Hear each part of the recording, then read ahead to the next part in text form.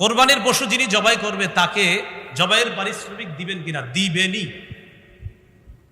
জবাইয়ের পারিশ্রমিক দিবেন, আপনি জবাইয়ের পারিশ্রমিকটা দিবেন।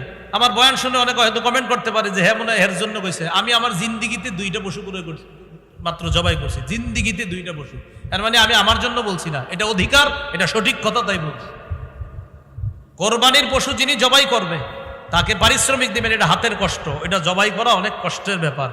এই জন্য যারা জবাই করবে তাদেরকে দিবেন।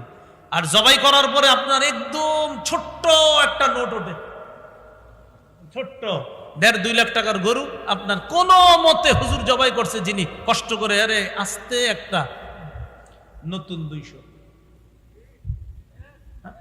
এটা তো আপনার শরম করা উচিত ভাই, সত্যি বলছি।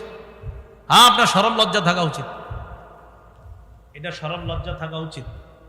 এটা আমি ওই যুগের কথা বলছি যে যুগে আমার বেতন ছিল 5,000 টাকা। ওই যুগে আমরা যে কোরবানি দিছি, ওই কোরবানি যিনি দিয়েছেন প্রায় 10 বছর 8 বছর আগের কথা, তাদেরকেও আপনার ওই 100-200 দিনই